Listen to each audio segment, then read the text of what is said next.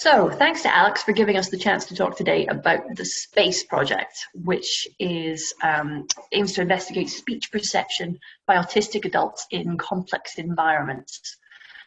What we mean by complex environments is complex listening environments. So what we really mean is any circumstance in which you're trying to listen to what someone's saying and then there's some other kinds of sounds going on at the same time. The project is a collaboration between myself, Alex Sturrock, George Bendo, Graham Hanks, Emma Gowan and Chris Plack. And the first four of those names will be talking to you today. And because there's four of us, we reckoned that there was a reasonable chance of us overrunning on time. And so we've got a couple of measures in place to try and prevent that. One is that we will ask you, if possible, to leave any questions till the end. The other is that we've agreed that if anyone is waffling on incessantly, particularly me, that we've agreed that they will be interrupted. So please don't think that any of us are rude for cutting each other off, because it's been agreed upon. And the other thing that I'll say is that George, who is speaking third today, has a parcel delivery expected, so there's a teeny tiny chance he might need to disappear off in the midst of talking to you. So yeah, just a warning really. Okay, so this project kicked off thanks to the Autism at Manchester Research Network, which aims to bring together clinicians, researchers and autistic individuals and their families to share, understand and shape autism research. In terms of shaping autism research, they have an expert by experience advisory group that meets from time to time. And one meeting of that advisory group in summer of 2019 invited members to share their views on autism research priorities.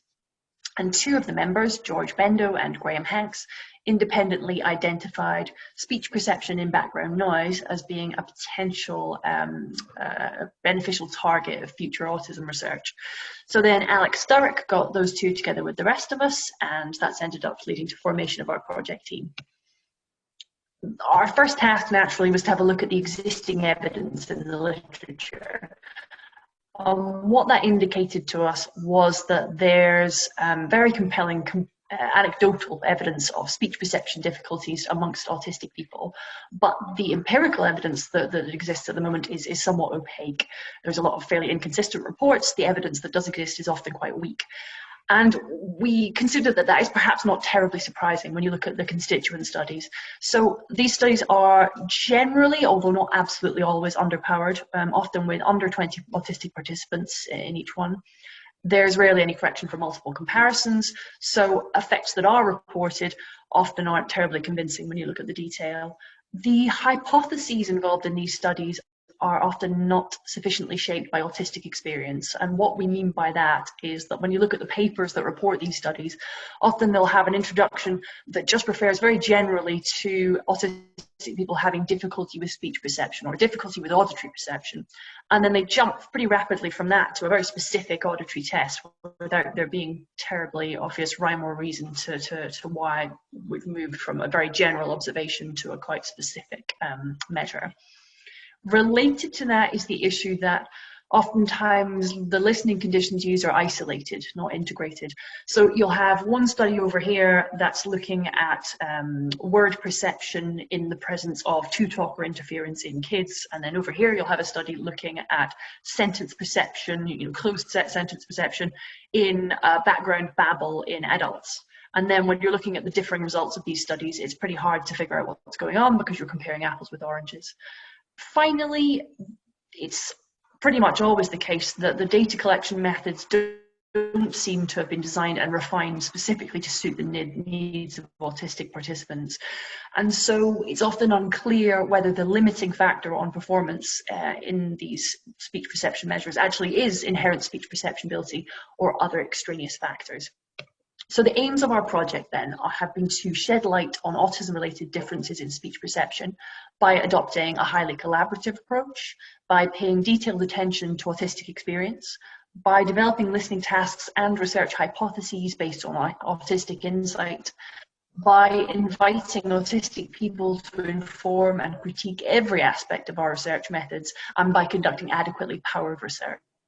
In order to do this, we have a collaboration between two auditory researchers, which is myself and Chris Plack, two autism researchers, Alex Sturrock and Emma Gowan, and two autistic researchers, George Bendo and Graham Hanks.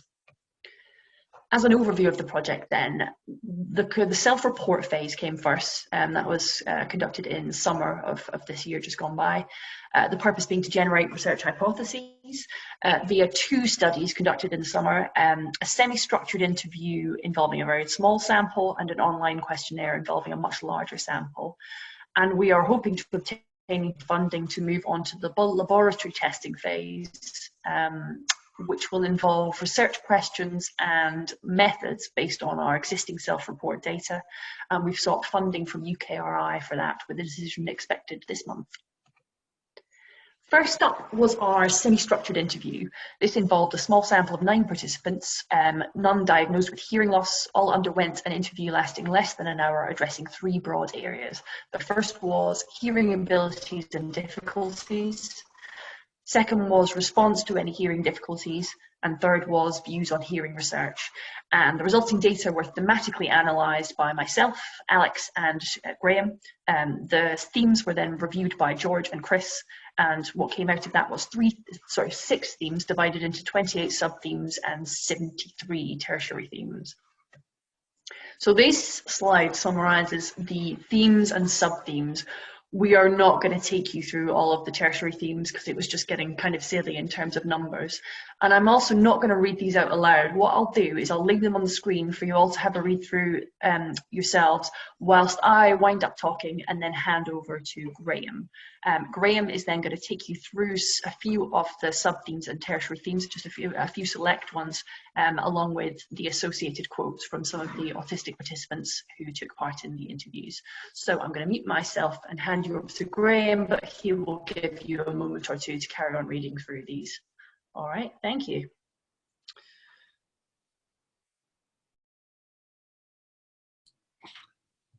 Can you hear me okay? Brilliant. Can you take it on to the next slide, please?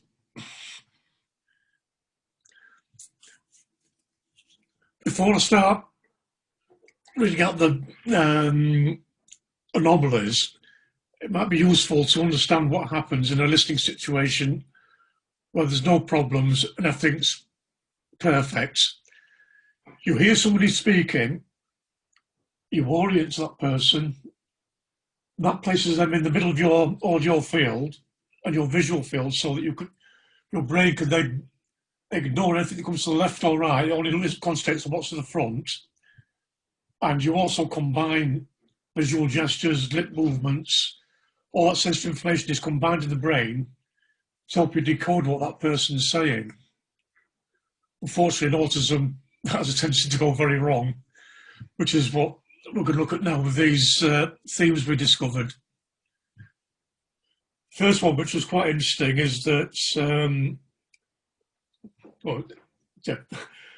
is that background sounds don't actually need to be loud. For most people, background sounds will become an issue if they're very loud and they drown everything out. But with autism, that doesn't need to be the case. Often it's more the complexity of the sound rather than the volume of the sound that's the issue. This person is saying it's just frustratingly hard to focus on somebody when people are talking around me, even if they're being very quiet, which is pretty much exactly what it's like. Come on to the drowning out by background sounds. Now, this is something that everybody can understand because everybody can encounter situations where the background noise is just so loud you just can't hold a conversation. With autism, that happens more frequently because we're more sensitive to background noises. So a sound that you might ignore for an autistic person could be very overwhelming. Next slide.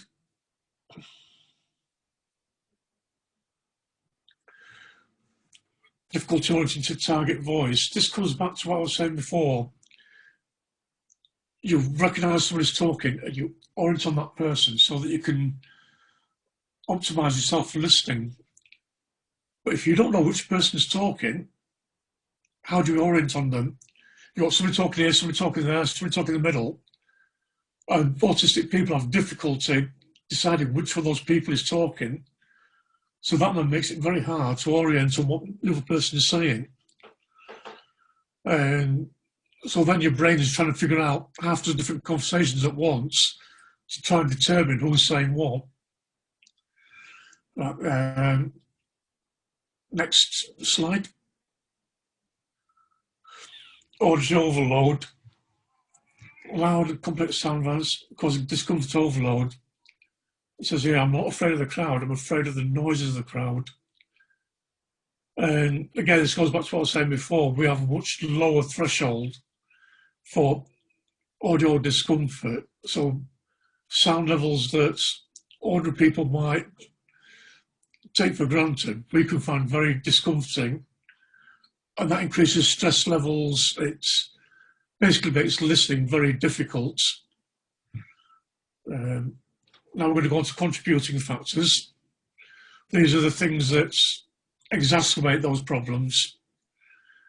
And this is interesting, this one, distraction by other sensory modalities. This person is saying, I was trying to listen to the speaker, but someone near me had this strong perfume, and it was so distracting. Again, it comes back to what I was saying before. When you're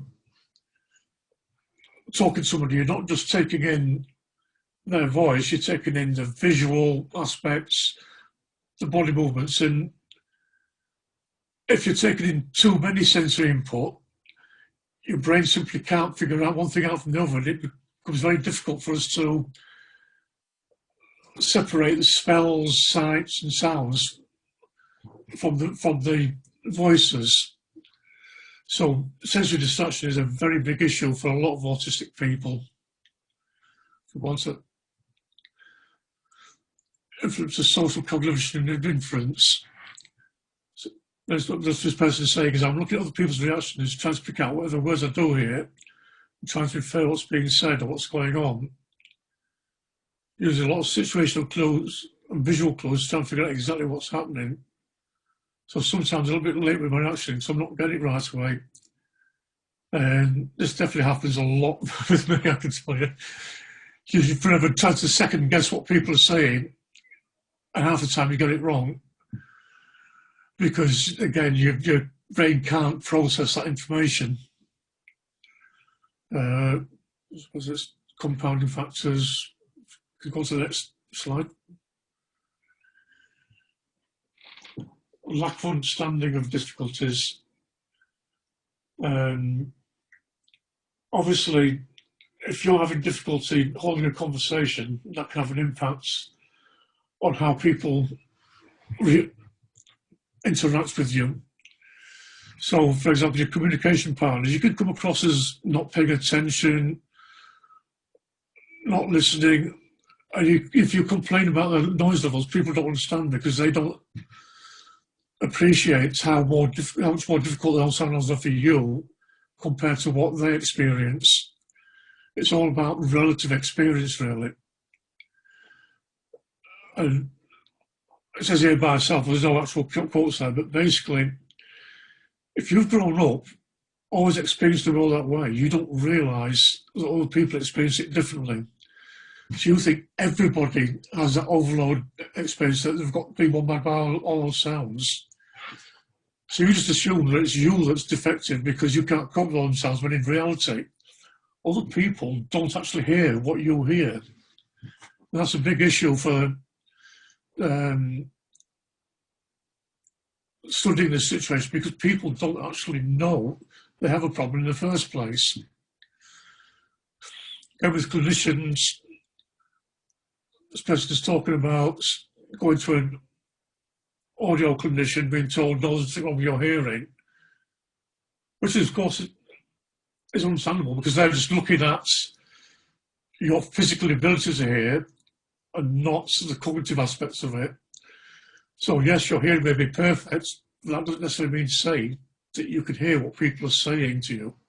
You're not able to process and decode that language. Impacts. This is very important, this one. When you have such difficulties coping with conversations, coping with all the background noises, you become very reluctant to go to social situations. Well, this person's here saying, if I was to go to a party, I can't understand people, so I can't actually socialise whether I go or not. And you basically get to the point you think, what's the point of going to these events if I can't communicate with people? I might as well be sat in the corner by myself because I can't understand what anybody's saying to me. And therefore, when you respond incorrectly because you misunderstood. And that can then cause awkward social situations. Again, you develop an avoidance strategy where you just simply don't want to socialise. Listening efforts, again, as this person saying, it feels like work. It's hard to enjoy a conversation when you have to work hard to have that conversation. It can be very, very exhausting to have a conversation if you can't understand what that person is saying. The sheer cognitive overload actually drains you physically and mentally. Is there any more slides? Emotional impacts. Yeah, this is very true. It's very stressful because you're missing out on stuff, and you realise that you're not reacting right. You should have said something, or they've asked you something, and you're like, "What did that person say?" And then you feel foolish. You feel stupid. You feel worthless because you can't keep up with a simple conversation. It can have a huge emotional impact. And I could quite easily relate to what this person saying. I was terrified of going to work. I'd be always vomiting the street working because I can't do this. I'll stop this because they're dreading the conversations, that the communication difficulties so much. It's actually having a physical effect on them. And yes, it also impacts how other people see you. Because you don't react properly, people think you're ignoring them, you're not listening, you're just being rude. And you'd often get scolded by people saying, "Look, you're not listening to me, are you? Or you're not paying attention, or what's the matter, don't you even care?" You do, it's just that you can't follow what they're saying, and to be able to actually respond properly, it can make social interaction very difficult. Coping mechanisms, this is interesting because we have to develop our own coping mechanisms. Each individual has to teach themselves how to cope. And we often have very different coping mechanisms because the lack of research means there's a lack of guidance, a lack of information on how to cope. There's no guidance there saying, well, if you do this, and do this, it will help us cope with that situation. None of us have ever had that, so we've had to work it out for ourselves. Some successfully, some people have failed completely, have ended up in a right mess because they just socially isolate rather than communicate because they've not been given the coping strategies. And that's what makes this research more important than anything else. Being able to give people coping strategies of how to listen to a conversation. Is that all of them now? Oh, managing the listening, yeah. That's good, because I've got the list in front of me. One of the coping strategies is managing illicit environments. You try to choose a location for your conversations that will optimise to your difficulties, which means generally you try to find a small room, plenty of furnishing to absorb any echoes, with a small number of people, so that you can hopefully concentrate on the small number of people that are talking to you. There's no background conversations, there's no echoes reflecting the room.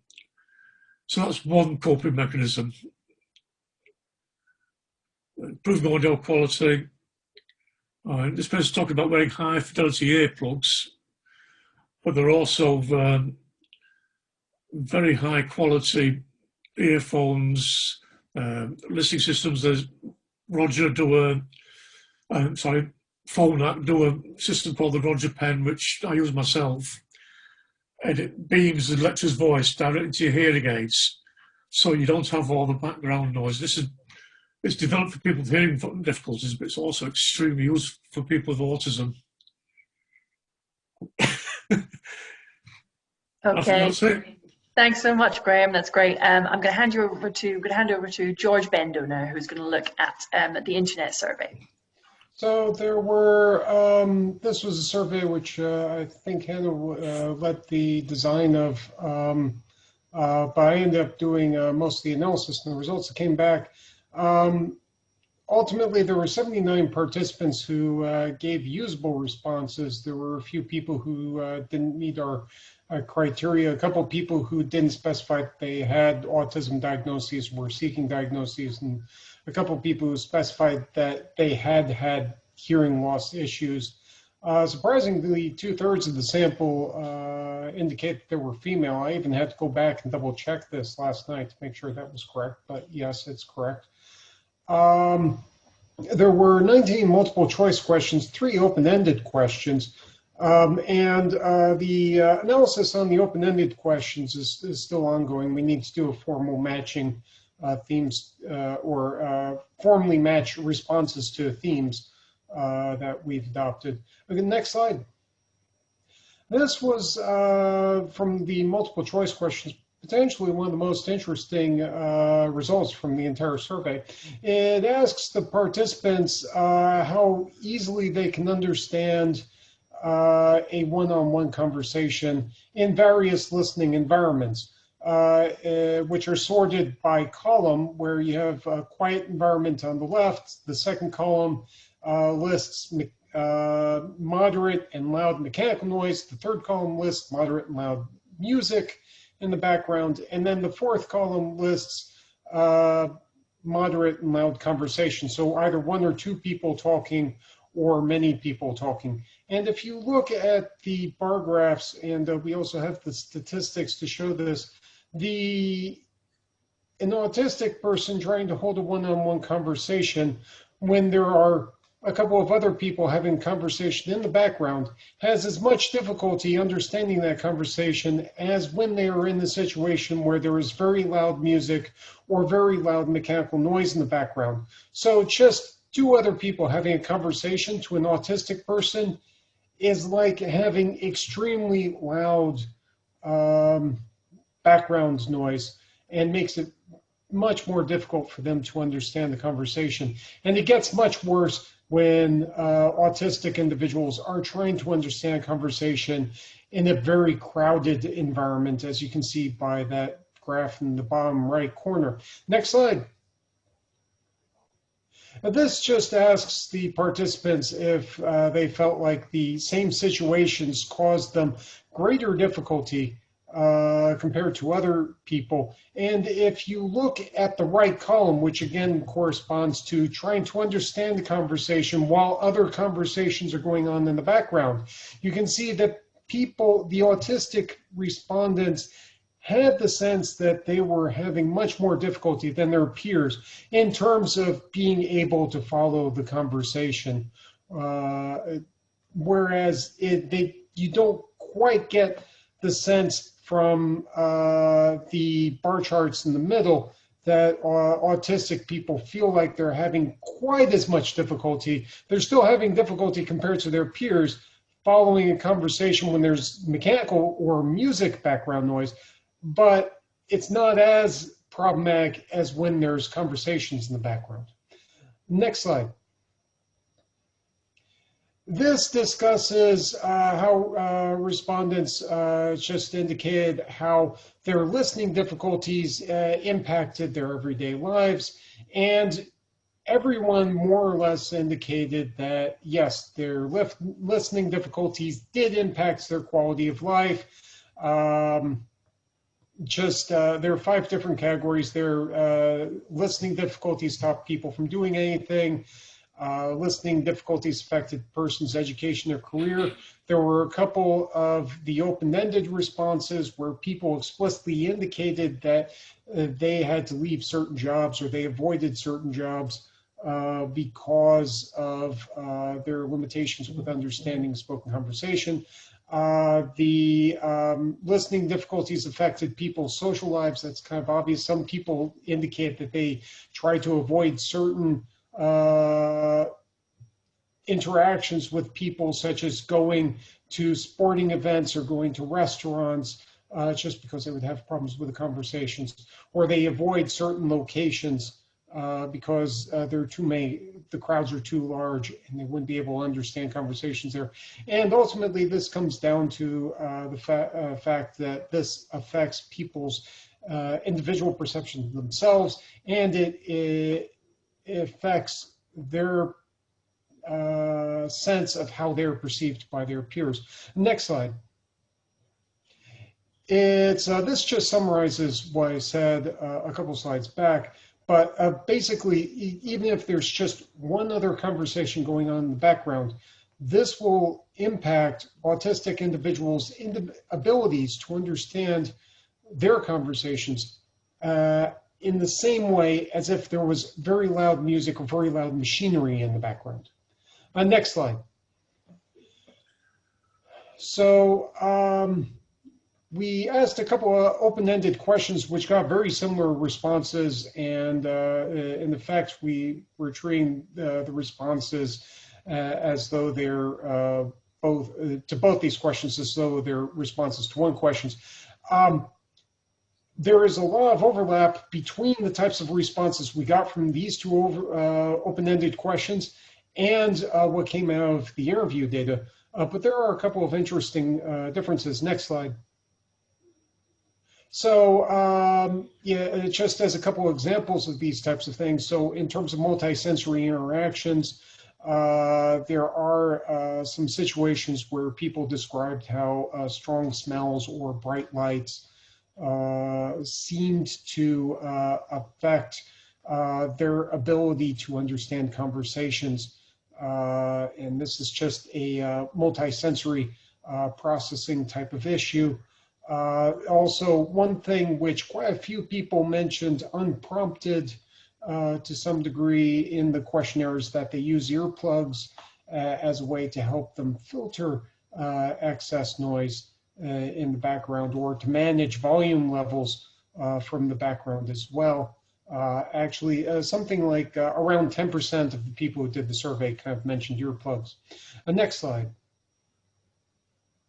The one major point where there were quite a few responses to the questionnaire which did not appear in the interview was that quite a few of the people responding to the questionnaire indicated issues with telecoms. This would include phone calls or video calls, such as we're doing right now, and indicated issues with broadcast audio, including watching television and watching films. Here are a couple of example quotes here, where it's the top quote describes how somebody's having an issue with being able to follow a phone conversation while there's background noise in the area where they're talking. And then like the bomb quote gives an example where it's like with television shows or with radio, where even the background noise in the television show or the radio caused issues with people following stuff. And even a couple of people mentioned using subtitles just to follow what was going on television, just because it just was easier than trying to understand the audio. Next slide. This leads to kind of questions about the two different techniques for, or the two different avenues we've gone to trying to provide feed or trying to get information about this phenomenon. The interviews were primarily conducted by Zoom, and if you have a significant subsection of autistic individuals who are uncomfortable with conversations via Zoom, they may not have been willing to participate in that. So there may be some sort of self-selection bias in the interviews where you, in the Zoom interviews, you were at least getting the people who feel comfortable being in those Zoom interviews. Next slide. We also had a third open-ended question. Is there anything that you can think our research should look into? There were quite a few discussions about variations in the audiology tests, which are standardly used. I think a lot of the things that people may have worked or may have taken in the past may have been like simple tones and just how easily can you hear the tones. But they may have done that test in a relatively quiet room with no background noise, a relatively small room as well. And so this does not necessarily reflect the ideal, reflect the environment where autistic individuals may be having either hearing issues or conversation comprehension issues. Some people, for example, a couple of different people mentions that trying this test in a larger room where there is echoing may be more accurate, because that seems to be the type of environment where they tend to have some problems. For example, also, as I just stated, hearing is one thing, so being able to hear tones, and some people describe themselves as being very sensitive to sound, but then comprehending those sounds, being able to translate those sounds into words is a different thing. And I personally struggle a bit with the second point, where it's I can point to various examples where I can hear the words that somebody said, but I have difficulty translating the sounds into what the words actually meant. In fact, I had like a Zoom call earlier today where I was having that type of problem. There's some interest. There's a very wide range of different issues that people, autistic individuals, have in terms of their hearing responses. It's one person, for example, described hearing everything at the same volume, which I thought was a very interesting phenomenon. That actually sounds like par for the course in terms of autism spectral disorder. Exploring that type of phenomenon, how often that occurs among autistic people, I think would be very interesting. There's also kind of like, as I mentioned earlier, some people described issues with hearing when there are non-audio stimuli present, and that may be interesting to test. I personally think it would be kind of interesting to try doing audio tests with a neurotypical and autistic cohorts in the presence of garlic bread to see how that affects people's abilities to understand conversations. And then there's also finally quite a few people using earplugs, for example, stated that, yeah, I think it would be very interesting to do some hearing tests or verbal comprehension tests using earplugs. There were some other interventions that people were interested in exploring as well. Wonderful. Thank you so much, George. Okay, we're going to hand over to Alex Stark now for the little summing up part and talking about what we plan in the future. Okay, can you hear me okay? Is that coming through? Yep. Good. Okay, so just going to wrap up really. Go back one hand. Go back one. Okay, so there. Okay, so I think you can see just from these two small projects really that we've generated already a huge amount of data, and there's loads of potential implications, which is really, really exciting.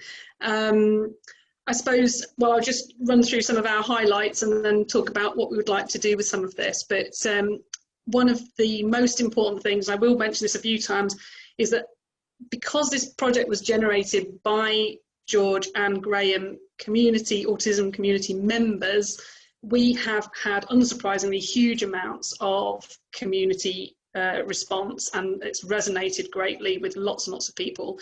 And it really highlights how important it is to get individuals, autistic individuals, in right at the beginning to generate these research questions. The other things we found particularly interesting is how something like speech perception difficulties can impact on quite high level skills like social participation. And that's something, you know, we really need to explore. I mean, we may have been able to guess at that, but to hear people saying, I want to communicate, I want to be a part of a social situation, but I can't because of these kind of underlying difficulties, was really important. The level of effort that some people told us about that it took to get engaged in social interaction, and Graham talked about that very thoroughly, but that kind of level of social effort that was involved took an emotional impact on a lot of individuals. And the emotional impact generally was quite important, we felt. So it wasn't just about social fatigue, it was also, as Graham described, this feeling of just kind of, I can't communicate. I feel, you know, people were using really strong language, like I feel idiotic. I'm not coming across at my best at all. So sort of self-efficacy, self-perception. And because of those two things alone, I think this shows how important investigating speech perception can be. I mean, speech perception could impact on two areas of current diagnostic criteria: social interaction and language and communication difficulties. They're both, you know, important features of the diagnosis, and so if we can understand that, we can hopefully improve diagnosis, basically. Especially for this group with autism and without intellectual disability, who are kind of the hardest group to identify, and this could be one of those things that help us identify that group. And also because of the impact that it has on emotional well-being, this is one of the main autistic individuals without intellectual disability are a group who typically suffer a great deal with secondary mental health issues. So if we can look at what has, you know, one of those aspects that cause them, you know, emotional difficulties, we could help to ameliorate some of that. Next slide, Han. So I'm going to talk through some of what we considered research priorities. So the first one being to have quality research in this area. I don't really need to tell you what that might look like, and Hannah's already talked about that a little bit, but we need things to be adequately powered. They're currently not. We need them to be based on autistic experience so that we understand that we're targeting the right areas of research. We need autistic individuals on board to help us with things like making data collection procedures better for everybody, really, but particularly in order to support autistic individuals to take part in our studies and to make sure we're testing the right things rather than environmental factors, for example. Okay, we need to do a study that allows us to disentangle what's going on. And as you heard from both George's and Graham's findings, there's lots of conflicting bits of information about what's causing the difficulties. And it may be that it's different for different people, and we need to explore that in a systematic way. We've put that we need to allow heterogeneity amongst the autistic sample, and so we do need big groups. What we're realising more and more is that autism is, you know, when you meet one person with autism, you've met one person with autism. You know, we cannot say a whole group behaves like this. And so if we have large sample sizes, we could potentially see things like coalescing features of difficulty. And it might be that some of these disentangled factors cluster together and cause specific problems for specific people. And it came through all the research over and over again, but the research must eventually aim to have some impact on the community and help the community. So that's what we would describe as quality research aims. Oh, sorry, next slide, Han. Yeah, so collaborative research, mentioned it before, just really can't emphasise it enough, though it's so important. The project was the genesis of working with Autism at Manchester, working with George and Graham. It's provided all sorts of insight into what we want to study, and it's helped shape our procedures. But as well as that, we have worked as a fully participatory team, and George and Graham have been involved in in data collection, data analysis, and now dissemination. And that's what we would consider a gold standard, and that's what we would like to do continuing. In particular, I find it really important to have an autistic researcher on a qualitative study in interpreting the autistic voice. There's no point in asking an autistic individual to tell you what they think, and then a neurotypical researcher comes along and kind of interprets it in a different way. So it's been absolutely fundamental to have Graham on that analysis team. And finally, I suppose legacy. It's slightly bigger than this project, really. I mean, George is already a researcher. Graham was already in the process of doing some research over in Sheffield. But other people who want to take part in research who are autistic, they may want to develop some of these skills. We could then be upskilling them and supporting them to go into other research opportunities or even be independent researchers.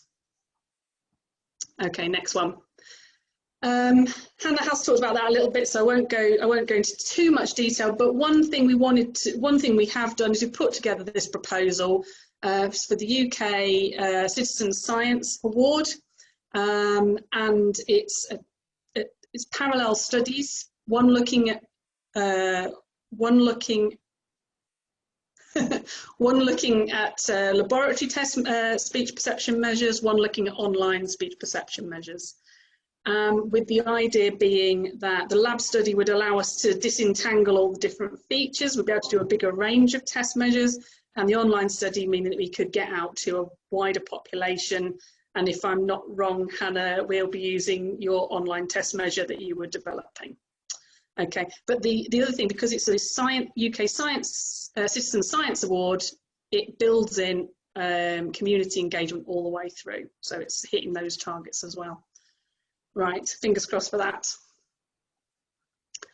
Research priorities, another one here, and this, I suppose this comes down to, I suppose, my interests as well, and HCDH in particular, because of course we have the auditory science background and we have the language and communications background, and so we might be in a particularly good position to look at how features of speech perception difficulties impact on higher level language skills. And if anyone knows what I was working on before, it was higher level language difficulties in autistic individuals without intellectual disability. And it was looking at things like narrative and, you know, above sentence level difficulties. And so we could potentially, and this is a question open to the group if anyone wants to feed back on this, but we were thinking we could do a pair of parallel PhD studies, one specialising in autism and speech perception, one in high-level language skills, but with the same participant group, which would then allow us to do some analysis to see how those difficulties coexisted, or whether they did. Okay, next slide. Research priorities, our next one was coping strategies, came through very strongly from the participants. They want support, they want answers as to what to do. And when we were asking our questions, we didn't really focus on strategies, but lots of people, while they were telling us about their difficulties, they also said, how do I cope with this? One thing that just came through very clearly was that most people were self-learning. As Graham pointed out, they were just devising these strategies from scratch. They didn't really get any support. They didn't know, they didn't have wider knowledge to support them. They were just kind of developing their own ideas as they went, and it was trial and error, often hard-won sort of knowledge and skills about themselves. So we would like to go back and ask people again for more strategies. What do they use already? And then use that to develop some either clinical materials or self-support materials that could help the individual, so they're not having to reinvent the wheel every single time. We thought that might make a nice master's project. Again, thoughts at the end if you'd like. Next one, Han. Okay, so now the last two slides are about clinical implications. I think clinical implications has come through really strongly all the way through. It's really clear, you know, because it's from the community, it addresses clinical issues directly. But I suppose the most important thing is we'd like to create a profile of auditory difficulties for this group. And we could then upskill audiologists in order for them to support the community back. Why is that important? Well, I mean, I don't know how many people know this, but sometimes one of the first things parents might do is they might go to an audiologist to test that their child isn't turning to voice. That's really early on. It's can be one of the first signs. And so having an audiologist that knows that might indicate some difficulties of a social communication nature, that would be really helpful. Equally, the adults we talked to said almost the same thing. So this is before they were diagnosed, they were going to audiologists saying, I'm having problems with my hearing, I don't understand it, what's wrong with my hearing? And being told there's nothing wrong with your hearing. So, but that's a kind of, I'm never sure what the word is, but that's at the kind of, that's at the perceptual level. But actually they are functionally having difficulties in the wider environment. And so for those two reasons, audiologists could be a particularly crucial point for the individual and support the individual to say, look, this is your profile is similar to what we might see in autism. Would it be worthwhile going for further investigations? And also providing basic strategies to the group. Okay, next one. Another thing that came through, and George talked about this, is that basically loads of people said we need to devise strategies. That's the most important thing. We need to define training materials and ways to improve our speech and our speech perception. And so we've been very excited that already Sharon Cameron and Harvey Dillon have approached us from the Macquarie University in Australia. And they are already doing something along this line. They are doing computer-based auditory training program, and it's aiming to improve speech perception in competition and increase tolerance to background noise. And so we've been able to share our data and show that that's important to the population at large.